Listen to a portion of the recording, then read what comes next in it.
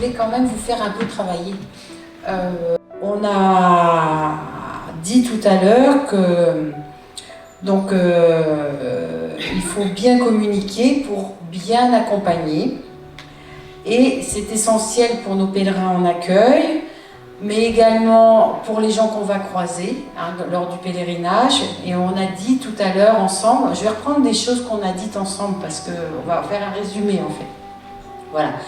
Lourdes, c'est l'occasion de prendre le temps, d'avoir du temps, d'échanger avec des personnes. Parfois on est pressé, mais parfois aussi on a des temps libres ou des temps d'attente. Tout à l'heure, une personne disait qu'à la piscine c'était un temps favorable parce que souvent on attend de rentrer dans les piscines, dans la prairie, quand on est de garde ensemble, au repas. Lourdes donne quand même cette occasion, peut-être plus facilement que dans la vie courante, de se mettre à l'écoute les uns des autres. Il s'agit en fait, écouter, bon, ok, mais une écoute active qui permet d'accompagner la personne à formuler. Et ça, c'est très important. On a vu tout à l'heure, c'est pas trouver des solutions, c'est parfois des rencontres un peu fortuites, donc on va pas trouver la solution miracle, mais de les accompagner à formuler leurs émotions, ce qu'ils ressentent, c'est extrêmement important. Leurs besoins également, de quoi as-tu besoin? Ça, c'est des questions qui ont été posées souvent au cours de l'atelier. Et si on a du temps, si on est intime, on peut éventuellement envisager ensemble des solutions.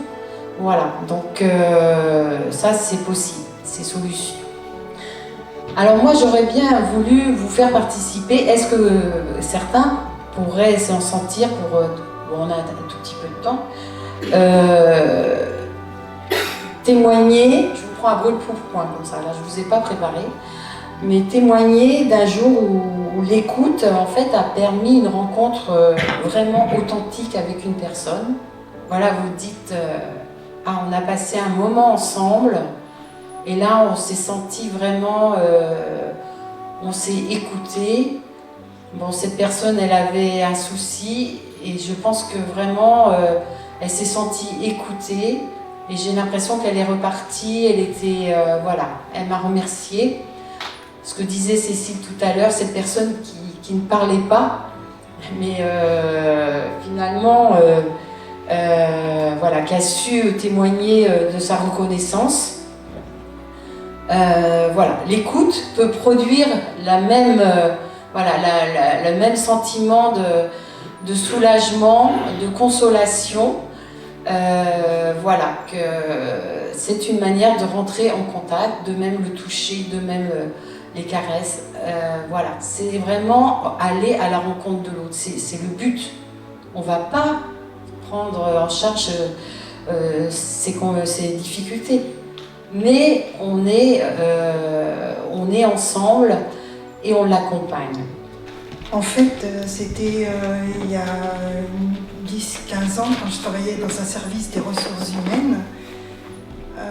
Il y a un salarié qui est venu me voir à mon bureau et il m'a demandé s'il pouvait me parler parce qu'il cherchait une solution à un problème.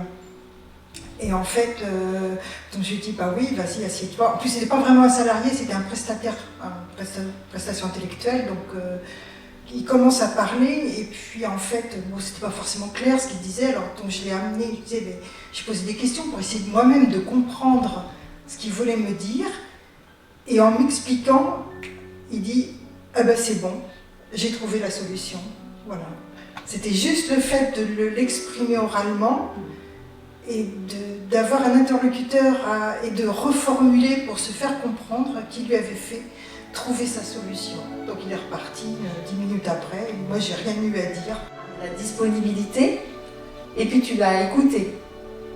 Tu as reformulé, tu l'as aidé en fait à avancer dans son problème. Et du coup, rien que l'écoute a provoqué en fait la résolution du problème. Ah, vous voyez, t'as pas donné de solution. Voilà. J'ai un souvenir d'un brancardier avec nous. Hein. Et bon, souvent on a 5 minutes pour prendre un verre, on nous a tous les deux à prendre un verre. Et puis nous a parti à parler. Il avait une enfance un peu difficile, il avait été l'aîné. Et puis bon, c'est pareil, il a eu une enfance un petit peu spéciale. On parlait tranquillement, bien de tout ça. Et puis tout d'un coup, on a sa femme qui pense, Arrête, tu viens nous voir, veux-tu prendre un verre avec nous? Et puis continue à parler. Quand il a à peu près fini, sa femme a dit, mais tu te rends compte, il y a 20 ans qu'on est mariés, tu n'avais jamais dit tout ça. C'est quand même touchant.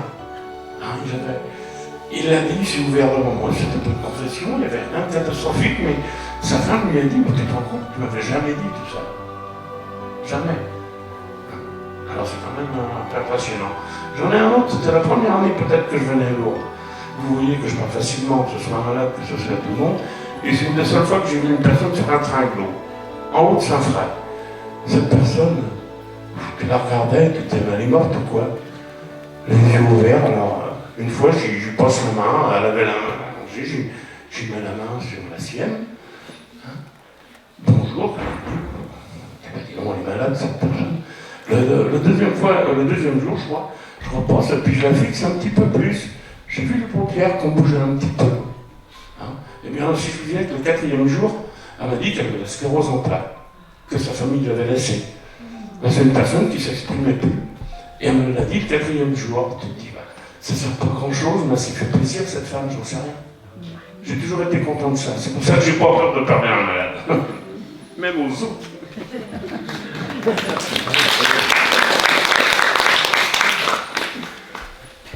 Donc vous voyez, c'est pas toujours très long. Et là, on rejoint bien l'écoute et aussi le toucher empathique. Hein. C'est vraiment une attitude de profonde empathie. Alors l'empathie, justement, ça veut dire que on ne prend pas sur soi toute la misère des autres, parce que sinon on serait sur le tringlo nous aussi à la fin de la journée. Mais l'empathie, c'est de rejoindre la personne dans ses ressentis, dans ses émotions, et de lui dire qu'on compatit avec elle. Merci beaucoup. C'était il y a une dizaine d'années, dans le cadre d'un accompagnement en soins palliatifs. Je rentre dans une chambre, je vois quelqu'un qui est vraiment fermé, qui est dans la tristesse. Et puis au bout d'un moment, moi je ne savais pas trop quoi faire.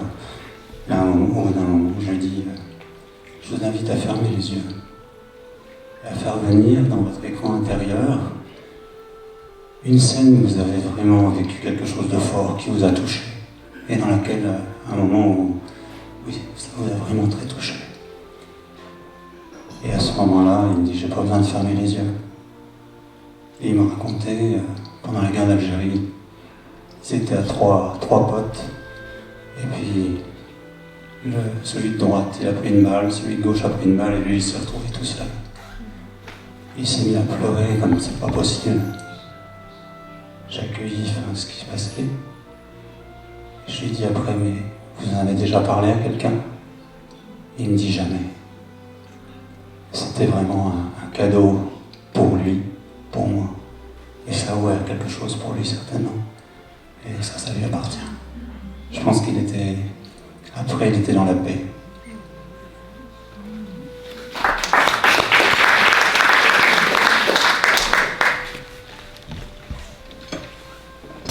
Donc cette attitude de disponibilité, vous voyez comment c'est important auprès des gens qu'on va accompagner.